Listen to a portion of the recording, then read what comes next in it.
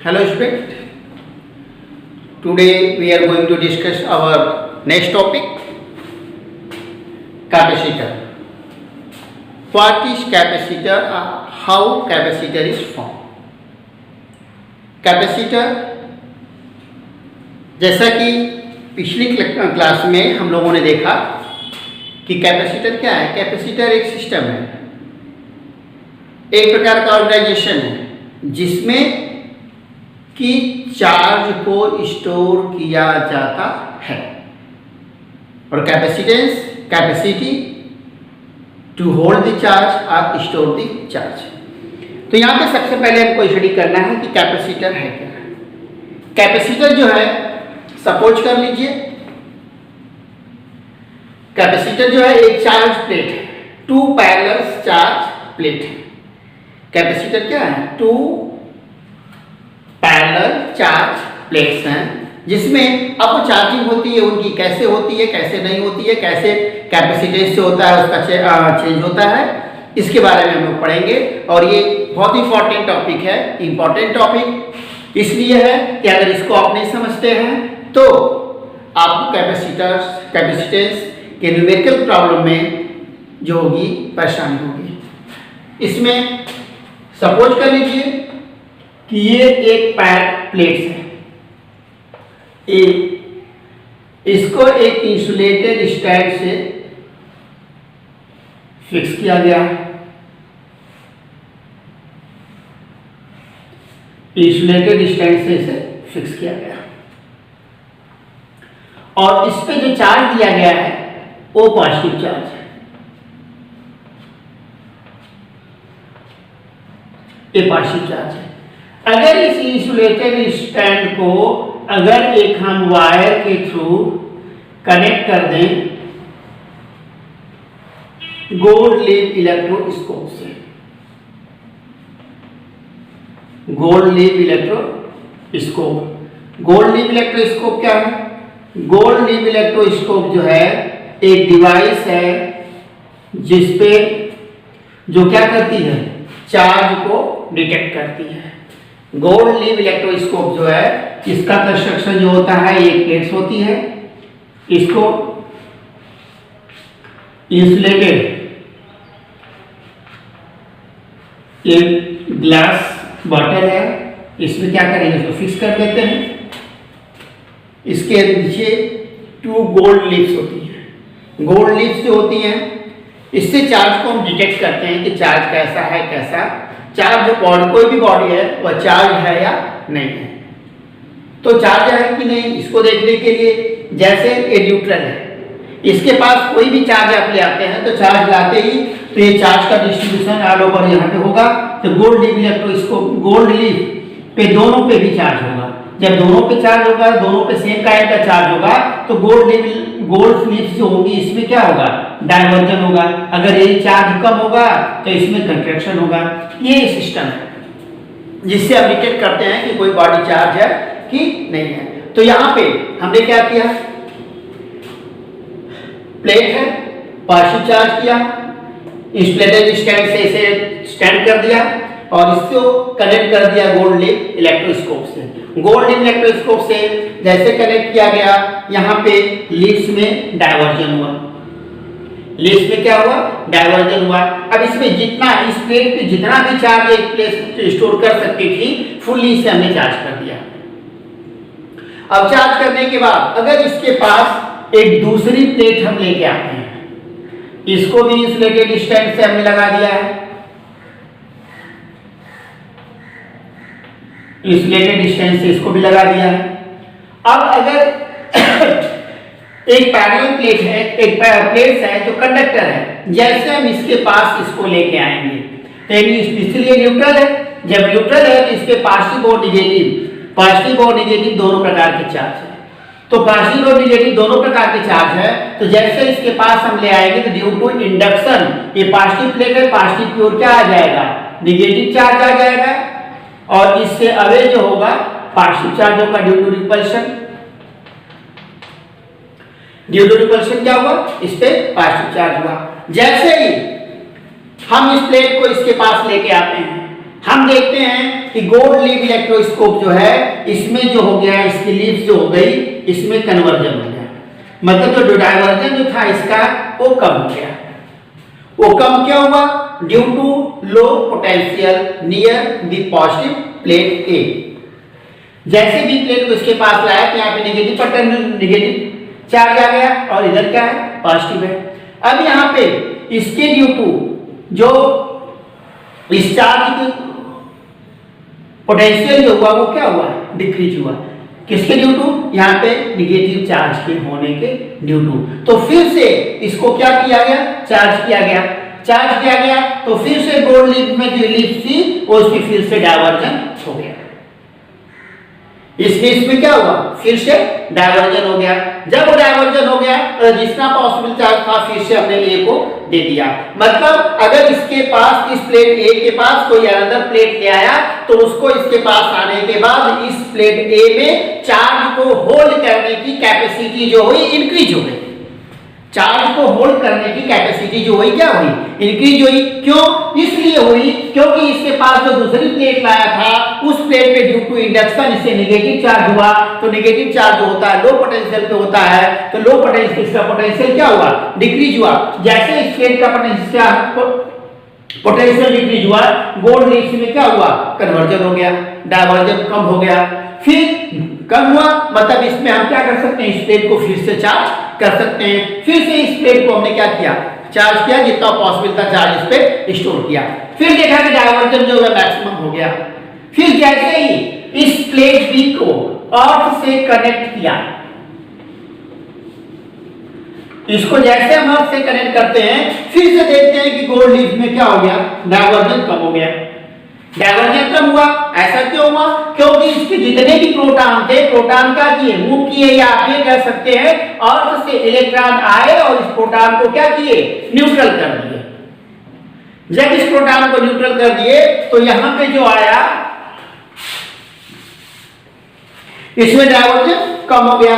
जब डायवर्जन इसका कम हो जा रहा है तो डायवर्जन कम होने के बाद मतलब फिर से हम इस प्लेट को क्या कर सकते हैं? इसका पोटेंशियल कम हुआ। जब पोटेंशियल कम हुआ मतलब इसको फिर से चार्ज कर सकते हैं। दैट मींस तो इसको फिर से हमने क्या किया? फुल्ली चार्ज किया। तो यहाँ पे हम ये देख रहे हैं कि जब कोई प्लेट है उसके पास हम दूसरी प्लेट को लेके आ रहे हैं तो उस प्लेट में चार्ज को स्टोर करने की, चार्ज को होल्ड करने की कैपेसिटी जो हो रही है इंक्रीज हो जा रही है। उसमें चार्ज को स्टोर करने की कैपेसिटी जो है इंक्रीज हो जा रही है। तो यही सिस्टम, एक सिस्टम फॉर्म हो गया जैसे दो पैरेलल प्लेट को आपस में एक सर्टेन डिस्टेंस पे प्लेस किया गया तो वो दोनों प्लेटें उस पे, उस सिस्टम में या उस प्लेट पे चार्ज को स्टोर करने की कैपेसिटी जो हो गई वो इंक्रीज हो गई, मतलब मैक्सिमम हो गई। दैट मीन्स जैसा कि कैपेसिटर एक सिस्टम है, युक्ति है, और कैपेसिटेंस उसको चार्ज होल्ड करने की कैपेसिटी है। तो इसमें चार्ज होल्ड करने की कैपेसिटी जो हो गई कैपेसिटेंस Q C = Q/V। जैसा कि इसके पहले भी डेफिनेशन हम लोगों ने पढ़ा है, C = Q/V या capacitance of the capacitor is defined as conductor is defined as the ratio of the charge hold by conductor to the potential developed across the conductor. तो यहां पे हम क्या कर सकते हैं? यहां पे इस डेफिनेशन को डिफाइन कर सकते हैं कि when two parallel plates are placed at a certain distance, the ratio of the maximum charge hold by the plates is to ratio of the maximum charge held by plates is to potential developed across the plates या between the plates। ये जो maximum charge hold किया वो इसके बीच जो potential develop हुआ उन दोनों का रेशियो जो है क्या कहा जाएगा? कैपेसिटेंस कहा जाएगा। चार्ज होल्ड करने की कैपेसिटी और जितना उसने चार्ज होल्ड किया वो उसके डेवलप पोटेंशियल के रेशियो के इक्वल होगा। अब इसके बाद कैपेसिटर क्या है इसके बारे में आपने क्लियर हो गया। तो capacitance definition, capacitance is the ratio of capacitance is the ratio of the charge hold by body is to potential developed across the body. अब देखिए factor on which factor on which potential capacitance of the factor on which capacitance of the conductor या capacitor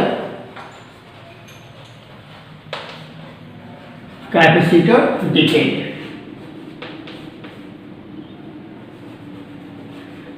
अब इसका first factor जो है वह है area of the plate.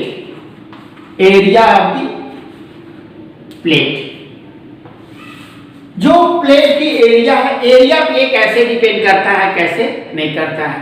अब देखिए यहां पे पैरेलल प्लेट कैपेसिटर है, दो पैरेलल प्लेट को ए और बी को जिनकी क्रॉस सेक्शन एरिया जो है वह ए है, इनको एक दूसरे से सर्टेन डिस्टेंस पे क्या किया गया, प्लेस कर दिया गया। जैसे हम सर्टेन डिस्टेंस पे प्लेस करते हैं तो ये क्या, एक कैपेसिटर हमारा तैयार हो गया। और यहाँ पे गोल्ड इलेक्ट्रोस्कोप को कनेक्ट करेंगे जिसमें डायवर्जन होगा। लेकिन जैसे ही इस प्लेट को, एक प्लेट को दूसरे के ऊपर इस तरह से क्या करते हैं, पुश करते हैं ऊपर या नीचे की ओर, तो जो एरिया है इसके कांटेक्ट में आने वाली ये क्या हुई, कम हुई। ये एरिया क्या हुई, कम हुई। तो जैसे हमें देखते हैं ये जो गोल्ड इलेक्ट्रोस्कोप से कनेक्टेड है, ये गोल्ड इलेक्ट्रोस्कोप में की लीव्स जो होती है, लीव्स में जो होता है डायवर्जन जो होता है कम हो जाता है। डायवर्जन के कम होने का मतलब ये होता है कि इसके क्रॉस जो पोटेंशियल है वह क्या हुआ, डिक्रीज हुआ। पोटेंशियल डिक्रीज हुआ। क्यों डिक्रीज हुआ, क्योंकि जो एरिया है एक दूसरे के संपर्क में जो आती थी, एक दूसरे को फेस करने वाली एरिया है, वो एरिया क्या हुई, कम हुई। जैसे इस एरिया को हम कम कर रहे हैं या एक करें कि हम इसमें धीरे धीरे दोनों को पुश करें, एक को ऊपर करें एक को फिक्स कर दें, तो उस कंडीशन में देख रहे हैं जिसमें डायवर्जन जो हो रहा है डिक्रीज होता चला जा रहा है। डायवर्जन के डिक्रीज होने का मतलब है कि एरिया जो फेस कर रही है वो एरिया क्या हो रही है, कम हो रही है। तो इसमें डायवर्जन कम हुआ, दैट इज पोटेंशियल क्या हुआ, कम हो रहा है। जब पोटेंशियल कम होगा तो capacitance C is equal to, आप जानते हैं, Q डिवाइडेड बाय V। जब V की वैल्यू डिक्रीज होगी तो कैपेसिटेंस जो होगा वो क्या होगा, इंक्रीज होगा। कैपेसिटेंस क्या होगा, इंक्रीज होगा। कि इसका मतलब ये हुआ कि जब प्लेट की एरिया को इंक्रीज किया जाएगा तो कैपेसिटेंस जो होगा वह क्या करेगा, इंक्रीज करेगा। तो कैपेसिटेंस इंक्रीज करेगा, that means capacitance of capacitor is directly proportional to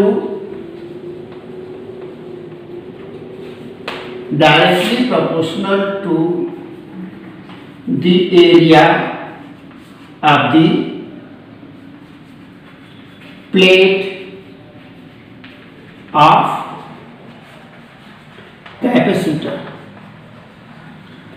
first factor जो एरिया था, एरिया पे कैपेसिटेंस कैसे डिपेंड कर रहा है, वो उसकी एरिया की क्या है, डायरेक्टली प्रोपोर्शनल है। दैट मींस एरिया जितना ज्यादा होगी कैपेसिटेंस उतना ज्यादा होगा। इसके बाद सेकेंड फैक्टर है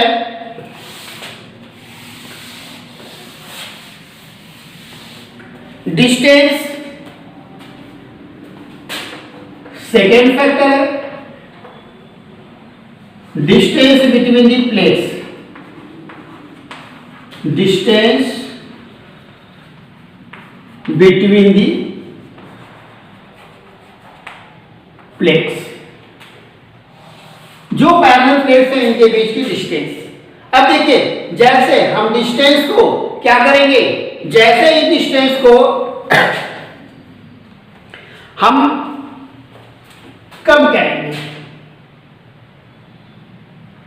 हम डिस्टेंस को क्या करेंगे, कम करेंगे। दैट मींस प्लेट को क्या करें, इसकी ओर शिफ्ट करें, तो ये डिस्टेंस क्या होगी, डिक्रीज होगी। जब डिस्टेंस डिक्रीज होगी तो इसके बीच का पोटेंशियल जो होगा वह क्या करेगा, इंक्रीज करेगा। पोटेंशियल क्या करेगा, इंक्रीज करेगा। जैसे ही पोटेंशियल जो होगा इंक्रीज करेगा, पोटेंशियल इंक्रीज करेगा तो क्यों करेगा, इसका भी फैक्टर है। पोटेंशियल जैसे इंक्रीज करेगा तो यहाँ पे जो पॉजिटिव और नेगेटिव चार्ज आ रहा है तो इसके ड्यू जो पोटेंशियल होगा ये क्या करेगा, इंक्रीज करेगा। पोटेंशियल क्या होगा, ये फोर्स जो होगा, जो इनके बीच अट्रैक्शन ऑफ द फोर्स होगा उससे अफेक्टिव होगा। तो पोटेंशियल क्या करेगा, पोटेंशियल जो होगा डिक्रीज करेगा। पोटेंशियल जो होगा इंक्रीज करेगा। डिस्टेंस के डिक्रीज होने पे पोटेंशियल जो होगा वो क्या करेगा, इंक्रीज करेगा। जब पोटेंशियल इंक्रीज करेगा तो उस कंडीशन में according to formula C equal to Q upon V। अब V की वैल्यू क्या हो रही है, इंक्रीज हो रही है, तो Q इसकी वैल्यू डिक्रीज हो रही है। ये क्या हो रही है, डिक्रीज हो रही है। अगर ये डिक्रीज होगी तो ये वैल्यू क्या करेगी, इंक्रीज होगी। तो जब डिस्टेंस को हम क्या कर रहे हैं, डिक्रीज कर रहे हैं, डिस्टेंस को डिक्रीज करेंगे तो V क्या करेगा, इंक्रीज होगा। V इंक्रीज होगा तो ये वैल्यू डिक्रीज करेगी, और V जब डिक्रीज करेगा तो ये वैल्यू इंक्रीज करेगी। मतलब कि डिस्टेंस जैसे जैसे इंक्रीज करेगी उसका पोटेंशियल जो होगा वह क्या करेगा, इंक्रीज करेगा। जब पोटेंशियल इंक्रीज करेगा तो कैपेसिटेंस जो होगा वह क्या होगा, डिक्रीज होगा। That means C is inversely proportional to distance between them. मतलब आप क्या करेंगे, इनके सेपरेशन को कम करेंगे तो कैपेसिटेंस जो होगा इंक्रीज होगा, और जब इनके सेपरेशन को क्या करेंगे आप, डिस्टेंस को इंक्रीज करेंगे तो इसका कैपेसिटेंस जो होगा वो क्या होगा, डिक्रीज होगा। मतलब डिस्टेंस कम है, कैपेसिटेंस ज्यादा है, डिस्टेंस ज्यादा है, कैपेसिटेंस जो है कम है। इसके बाद थर्ड फैक्टर है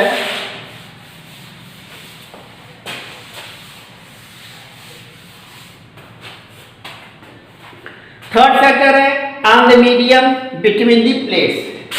थर्ड है on the medium between the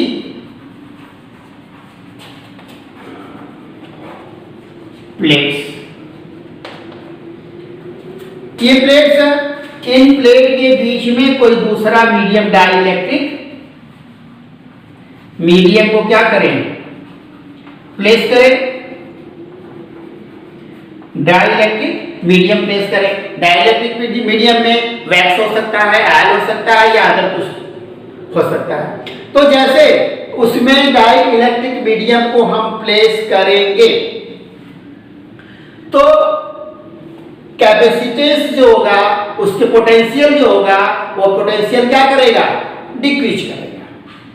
potential क्या होगा, डिक्रीज होगा। जैसे मीडियम को रखेंगे उसके बीच formula V equal to 1/4 pi epsilon not K Q upon R, Q upon R था। तो इसमें जब कांस्टेंट की वैल्यू क्या होगी, रखेंगे तो V की वैल्यू डिक्रीज होगी। डाइलेक्ट्रिक मीडियम जो उसमें बढ़ेगा उसमें रखा जाएगा, एयर के लिए उसकी वैल्यू कुछ और होगी, और इसमें जब K होगा तो इसके इनवर्सली प्रोपोर्शनल है। मतलब V क्या हो रहा है, V हमारा डिक्रीज होगा। जैसे V डिक्रीज होगा तो इस फार्मूले की due to Q equal to C upon V, Q equal to C equal to Q upon V। जब V क्या होगा, डिक्रीज होगा तो C इंक्रीज होगा। That means C directly proportional to K, जहां पे K क्या है, डाइलेक्ट्रिक कांस्टेंट है। जो मटेरियल है उस मटेरियल का डाइलेक्ट्रिक कांस्टेंट है। मतलब अगर आप कैपेसिटर के बीच में अगर कोई मीडियम चेंज करते हैं, डाइलेक्ट्रिक मीडियम प्लेस करते हैं, तो उसका कैपेसिटेंस जो होगा वो क्या करेगा, इंक्रीज करेगा। ये तीन फैक्टर है जिसपे कि कैपेसिटेंस ऑफ द कैपेसिटर जो क्या कर रहा है, डिपेंड कर रहा है। अब इसके बाद next topic parallel plate capacitor के ड्यू टू कैपेसिटेंस को कैलकुलेट करना।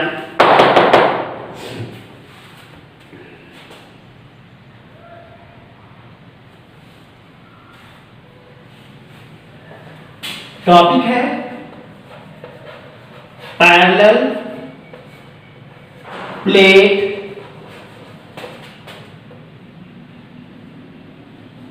Air capacitor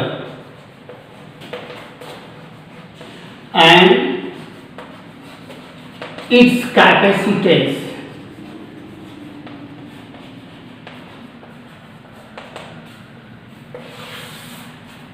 Parallel plate air capacitor and its capacitance. Parallel plate air capacitor से यहाँ पे सेंस है कि जो कैपेसिटर है उसे कहाँ रखा गया है, उसके बीच में, प्लेट के बीच में जो मीडियम है वो ये है, उसके बीच में कोई डाइलेक्ट्रिक मीडियम प्लेस किया हुआ नहीं है।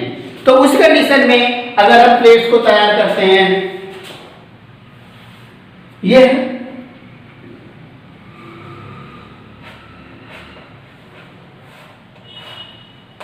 इस प्लेट स्टैंड है, इस पे पॉजिटिव चार्ज प्लेट ए प्लेट बी है, या इसको ले लेते हैं, एक प्लेट एक्स है एक प्लेट वाई है, इन दोनों की क्रॉस सेक्शन एरिया जो सेम है ए और ए है। इसको हम कनेक्ट किए हैं किससे, गोल्ड लेब इलेक्ट्रोड स्कोप से, ये है, और इसको जो कनेक्ट किए हुए हैं हम आर्क से। तो इस पे क्या है, पॉजिटिव चार्ज है, तो इस पे क्या होगा, निगेटिव चार्ज होगा। जब इस पे पॉजिटिव चार्ज होगा उस पे निगेटिव चार्ज होगा, तो हम ये देखेंगे इसके बीच एक इलेक्ट्रिक फील्ड डेवलप होगी।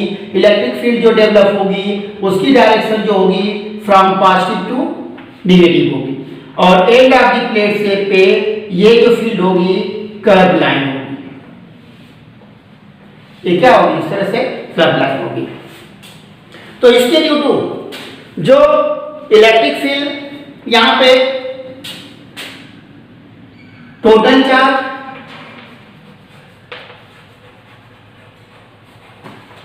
गिवन टू कैपेसिटर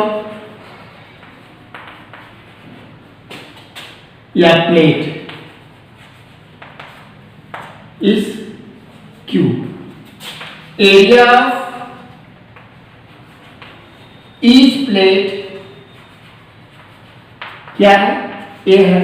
तो चार्ज डेंसिटी जो होगी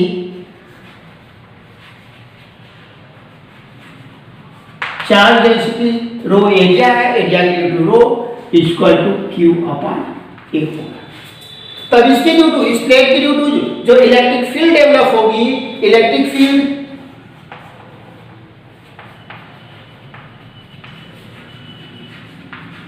इंटेंसिटी के लिए electric field E equal to rho upon epsilon naught. Parallel plate के ड्यू टू जो इलेक्ट्रिक फील्ड डेवलप होगी वह क्या होगी, E equal to rho upon epsilon naught, जहां पे रो की वैल्यू यहां पे शो किया गया, Q upon A charge density है, और E जो है एप्सिलॉन नॉट जो है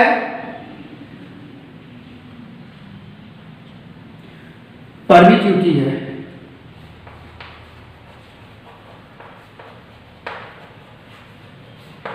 ऑफ द मीडियम ये है। अब इसके ड्यू टू अगर हम क्या फाइंड करते हैं, रो की वैल्यू है, तो इसके प्लेस पे अगर हम करें E equal to in place of Q, आप क्या भी सब कर सकते हो, रो Q बाई A, के वैल्यू हो जाएगी Q upon epsilon naught into A हो जाएगा। और अगर हम पोटेंशियल को फाइंड आउट करते हैं तो हमें जानते हैं कि E इज इक्वल टू होता है V upon D, therefore V equal to हो जाएगा E इंटू D। तो यहाँ पे V की वैल्यू अगर फाइंड आउट करेंगे तो यह हो जाएगा Q into D upon epsilon naught into A हो गया। तो इसके due to capacitance C is equal to Q divided by V. तो इन प्लेस ऑफ क्यू है, इन प्लेस ऑफ वी आप रख सकते हैं Q D divided by epsilon naught into A. तो ये ऊपर चला जाएगा, ये हो जाएगा Q epsilon naught A upon Q into D. Q से क्यू कैंसिल हो गया, ये हो गया epsilon naught A upon D. ये सी की वैल्यू। ये आपके इस फार्मूले से ये क्लियर है कि कैपेसिटेंस जो है कैपेसिटर का वो उसकी क्रॉस सेक्शन एरिया के क्या है, क्रॉस सेक्शन एरिया के डायरेक्टली प्रोपोर्शनल है और उनके बीच की डिस्टेंस के इनवर्सली प्रोपोर्शनल है।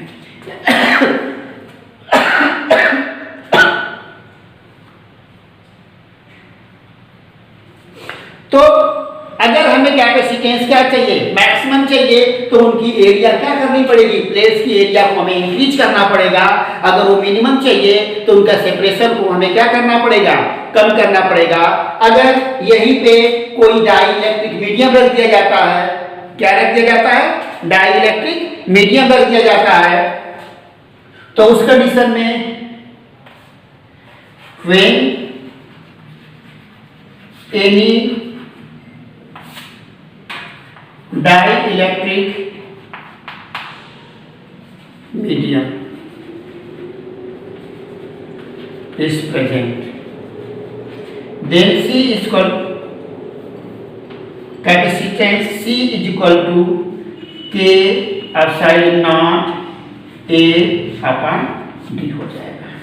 ये किसके लिए है, जब कोई डाइलेक्ट्रिक मीडियम अदर मीडियम है, एयर के सिवा कोई और मीडियम है, तो उसके लिए ये वैल्यू है। आज के लिए इतना ही। Thank you and have nice day.